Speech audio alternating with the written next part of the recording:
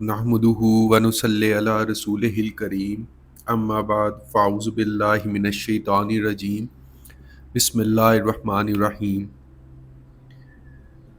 لاکھوں کروڑوں درود نبی اکرم صلی اللہ علیہ وآلہ وسلم پر اور آپ کی آل پر۔ رحمان وائس ولاگز میں آپ کو خوش آمدید کہتا ہوں۔ آج ہمارا ٹاپک ہے حضرت سلمان فارسی رضی اللہ تعالیٰ عنہ کے ایمان لانے کا واقعہ۔ قبل از بعثت بشارت ملی۔ حضرت سلمان فارسی رضی اللہ تعالیٰ عنہ نے ایک مرتبہ اپنے اسلام کی طرف متوجہ ہونے کا واقعہ بیان کیا کہ میں ایرانی نسل تھا اور میرا باپ ایک کاشتکار تھا جو مجھ پر بڑا مہربان اور شفیق تھا، حتیٰ کہ گھر سے باہر نہ نکلنے دیتا۔ وہ مذہباً آتش پرست اور عقائد کا پکا تھا۔ میں اس کے آتش خانے کا محافظ اور منتظم تھا۔ میں دوسرے لوگوں کے مذہبی نظریات اور رسوم سے بیزار تھا۔ اس سلسلہ میں مجھے بس اسی قدر معلوم تھا جو کچھ میں نے اپنے ماحول سے حاصل کیا تھا۔ میرے باپ نے زمین پر کچھ کرندے مقرر تھے۔ ایک روز میرے باپ نے مجھے بلا کر کہا، میرے بیٹے، مجھے اس زمین کی فکر لاحق ہے، اس کی دیکھ بھال کی ضرورت ہے۔ تم کھیتوں پر جا کر کرندوں سے یہ کہہ دینا، مگر وہاں ٹھہر نہ جانا، کیونکہ تمہارے ٹھہر جانے سے سارا کام درم برم ہو جائے گا۔ میں چل پڑا۔ راستے میں عیسائیوں کے ایک گرجا پر گزر ہوا۔ اندر سے آوازیں آ رہی تھیں۔ میں نے لوگوں سے پوچھا، یہ عمارت کیسی ہے اور اس میں کون رہتے ہیں؟ لوگوں نے مجھے بتایا، یہ عیسائیوں کا کنیسہ ہے اور اندر لوگ عبادت میں مصروف ہیں۔ یہ اس کی آوازیں ہیں جو تم سن رہے ہو۔ میں ان کو اور ان کے طرز عبادت کو دیکھنے کے لیے اندر چلا گیا۔ مجھے ان کا طرز عبادت دیکھ کر اس قدر حیرانی ہوئی کہ میں ان کے پاس ہی بیٹھا رہا۔ ان کے پاس سے ہٹنے کو دل نہ چاہا، یہاں تک کہ سورج غروب ہو گیا۔ میں رات کے وقت جب گھر واپس آیا تو لوگ مجھے تلاش کر رہے تھے۔ مجھے دیکھ کر باپ نے کہا، تم کہاں رہ گئے تھے؟ کیا میں نے تم کو جلد واپس آنے کی تاکید نہیں کی تھی؟ میں نے کہا، ابا جان، میں نے ایسے لوگوں کو دیکھا جن کو لوگ عیسائی کہتے ہیں۔ مجھے ان کی عبادت اور دعا بڑی پسند آئی۔ میں اس خیال سے بیٹھ گیا کہ دیکھوں وہ کیا کرتے ہیں۔ میرے والد نے جواب دیا، اے میرے بیٹے، تیرا اور تیرے آباء و اجداد کا دین ان سے بہتر ہے۔ میں نے باپ سے عرض کیا، واللہ ہم لوگوں کا دین ان لوگوں کے دین سے جو اللہ کی عبادت کرتے ہیں بہتر نہیں ہے۔ ہم لوگ آگ کو پوجتے ہیں جس کو خود ہم روشن کرتے ہیں۔ اگر ہم روشن کرنا چھوڑ دیں تو وہ خاکستر ہو جائے۔ یہ جواب سن کر میرے باپ کو اندیشہ ہوا، لہٰذا اس نے پیروں میں بیڑیاں ڈال کر مجھے اپنے گھر میں قید کر دیا۔ اس کے بعد میں نے ان نصرانیوں کے پاس ایک شخص کو بھیجا اور ان سے پوچھا، تمہارے دین کے اصول کہاں ملیں گے؟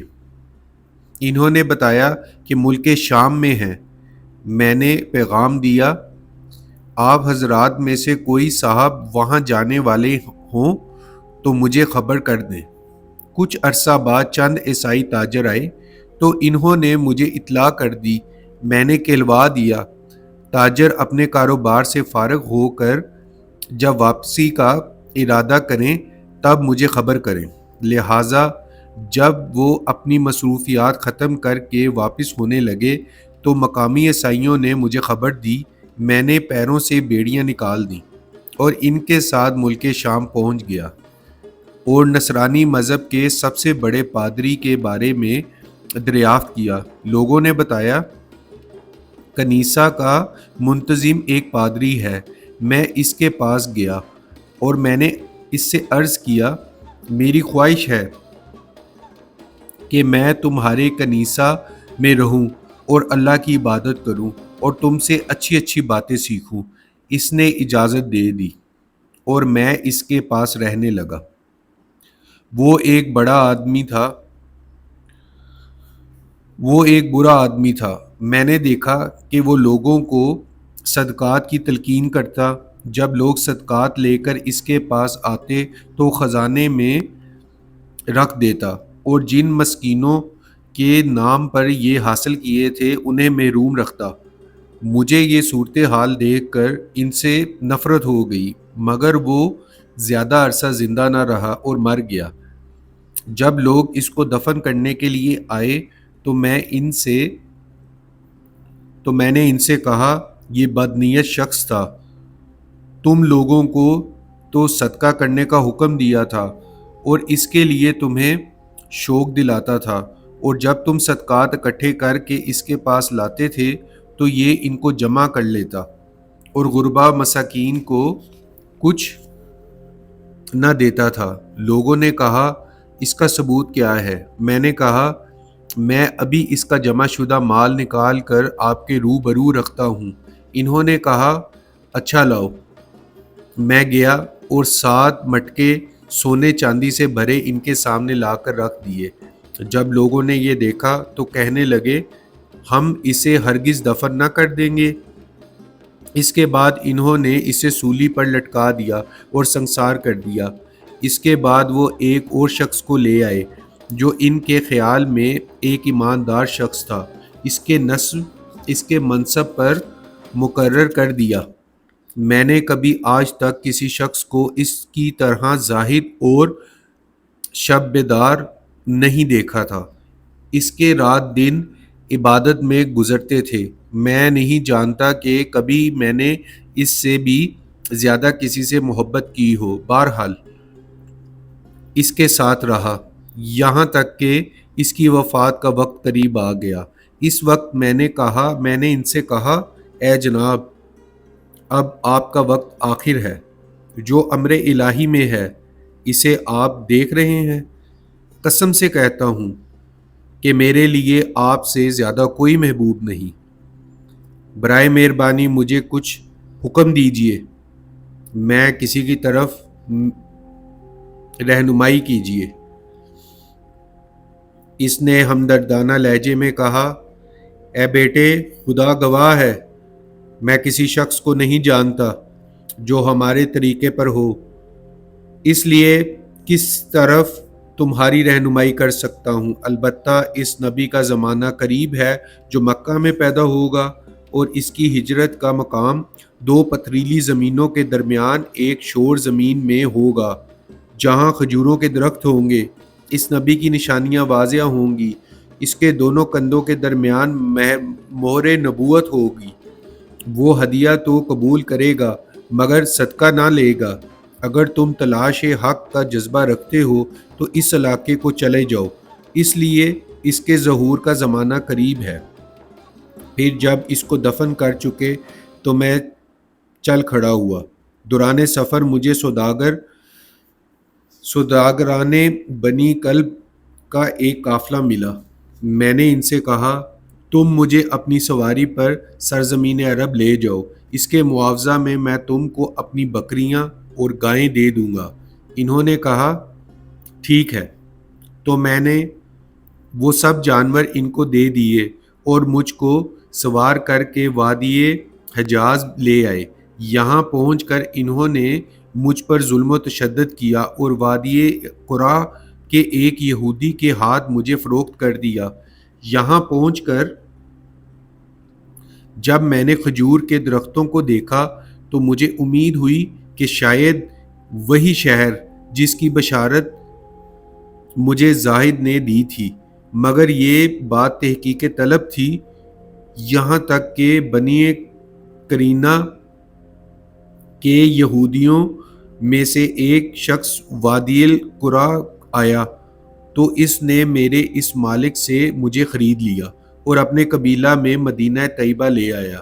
میں نے اس شہر کو دیکھتے ہی پہچان لیا اور اپنے یہودی آقا کے ساتھ زندگی بسر کرنے لگا، اور رسول اللہ صلی اللہ علیہ وآلہ وسلم مکہ میں نبوت کا اعلان فرما چکے تھے۔ وہ لوگ حضور صلی اللہ علیہ وآلہ وسلم کے بارے میں کسی کو کچھ نہ بتاتے تھے۔ میں اسی طرح غلامی میں زندگی گزار رہا تھا کہ رسول اللہ صلی اللہ علیہ وآلہ وسلم قبا تشریف لائے، اور میں اپنے آقا کے باغ میں کام کر رہا تھا کہ یہودی آقا کا چچا زاد بھائی آیا اور کہا، اللہ بنی قبیلہ کو ہلاک کرے۔ یہ سارے لوگ اس وقت مقام قبا میں مکہ کے مسافر کے پاس جمع ہو رہے ہیں جو آج ہی آیا ہے۔ ان لوگوں کو وہم ہوا ہے کہ وہ اللہ کا نبی ہے۔ یہ سنتے ہی میرے جسم پر لرزش طاری ہو گئی، جس کی وجہ سے مجھے گمان ہوا کہ وہ اپنے کھڑے ہوئے مالک پر گر پڑوں۔ میں اوپر سے یہ کہتا ہوا نیچے اتر آیا، یہ ایک عجیب خبر ہے جسے میں سن رہا ہوں۔ مالک نے میری یہ حالت دیکھ کر ایک تماچا مجھے رسید کیا اور کہا، کام سے کام رکھو۔ اس کے جواب میں نے کہا، اس میں حرج ہی کیا ہے کہ میں جو خبر ہم سن رہے ہیں اس کے بارے میں تحقیق کر لیں۔ یہ کہہ کر میں باغ سے نکل آیا۔ راستے میں شہر کی ایک عورت ملی۔ میں نے اسے دریافت کیا تو اس نے بتایا اس کے گھر کے تمام لوگ مسلمان ہو گئے ہیں۔ پھر اسی عورت نے بارگاہ رسالت صلی اللہ علیہ وآلہ وسلم تک رسائی کی۔ میں جس وقت حضور صلی اللہ علیہ وآلہ وسلم کی خدمت مبارک میں پہنچا اس وقت شام ہو گئی تھی اور میرے ساتھ صدقہ کا کھانا موجود تھا۔ حضور صلی اللہ علیہ وآلہ وسلم قبا میں ہی تشریف فرما تھے۔ میں نے عرض کیا، مجھے معلوم ہوا ہے کہ آپ ایک مرد صالح ہیں اور آپ کے ساتھ کچھ غریب صحابہ ہیں۔ میرے پاس تھوڑا سا صدقہ کا کھانا تھا۔ مجھے خیال آیا کہ آبادی میں آپ زیادہ حقدار ہیں، لہٰذا یہ کھانا حاضر ہے، تناول فرمائیں۔ رسول اللہ صلی اللہ علیہ وآلہ وسلم نے جب یہ سنا تو اپنا دست مبارک کھینچ لیا اور صحابہ اکرام رضی اللہ تعالیٰ عنہ سے فرمایا، تم کھاؤ۔ میں نے سوچا یہی وہ خصوصیت ہے جس کا ذکر زاہد نے آپ کی نشانی کے طور پر کیا تھا۔ اس کے بعد میں لوٹ آیا اور حضور صلی اللہ علیہ وآلہ وسلم قبا سے مدینہ طیبہ آ گئے۔ پھر جو کچھ موجود تھا میں نے اکٹھا کیا اور ساتھ لے کر بارگاہ رسول صلی اللہ علیہ وآلہ وسلم میں دوبارہ حاضر ہوا اور کہا، میں نے دیکھا ہے کہ آپ صدقہ کا مال نہیں کھاتے ہیں۔ یہ میری طرف سے ہدیہ اور تحفہ ہے، صدقہ نہیں ہے۔ میری بات سن کر حضور صلی اللہ علیہ وآلہ وسلم نے خود بھی کھایا اور صحابہ کو بھی دیا۔ میں نے خیال کیا یہ وہ دونوں خوبیاں ہیں مجھے بتائی گئی ہیں۔ اس کے بعد میں پھر دربار رسالت میں حاضر ہوا۔ اس وقت آپ ایک جنازہ کے ہمراہ جا رہے تھے۔ آپ کے جسم اقدس پر صوف کی چادر تھی اور آپ صحابہ کے جھرمٹ میں تھے۔ میں حضور صلی اللہ علیہ وآلہ وسلم کے گرد چکر لگانے لگا تاکہ میں آپ کے پشت مبارک پر مہر نبوت کی زیارت کر سکوں۔ حضور صلی اللہ علیہ وآلہ وسلم نے مجھے اس حال اور جستجو میں دیکھا تو سمجھ گئے، اور حضور صلی اللہ علیہ وآلہ وسلم نے اپنی پشت مبارک سے چادر اٹھا دی تو میں نے آپ صلی اللہ علیہ وآلہ وسلم کے دونوں شانوں کے درمیان مہر نبوت دیکھی، جس کو میرے ساتھی راہب نے علامات نبوت کے طور پر بیان کیا تھا۔ پس میں نے اسے بوسہ دیا اور پھر مجھ پر گریہ طاری ہو گیا۔ حضور صلی اللہ علیہ وآلہ وسلم نے ارشاد فرمایا، اے سلمان آگے آ جاؤ۔ میں حضور صلی اللہ علیہ وآلہ وسلم کے روبرو بیٹھ گیا۔ اے سلمان، مکاتب وہ غلام جو اپنے مالک سے کسی چیز کے دینے پر اس سے آزادی حاصل کرے ہو جاؤ، لہٰذا میں اپنے مالک سے کھجور کے 300 درختوں اور 40 اوقیہ چاندی پر مکاتب ہو گیا۔ دوسرے صحابہ نے درختوں کی فراہمی میں میری مدد کی، کسی نے 30، کسی نے 20، کسی نے 10 پودے دیے، ہر ایک نے مقدور بھر تعاون کیا۔ پھر مجھ سے رسول اللہ صلی اللہ علیہ وآلہ وسلم نے ان پودوں کو لگانے کے لیے گھڑے کھودنے کے لیے فرمایا اور کہا جب تم گھڑے کھود لو تو مجھے بلا لینا، میں ان کو اپنے ہاتھ سے لگاؤں گا۔ میں نے گھڑے کھودنے شروع کر دیے۔ اس مرحلہ پر صحابہ نے میری مدد کی، وہ جہاں جہاں نشانات لگاتے میں وہاں وہاں گڑھے کھودتا۔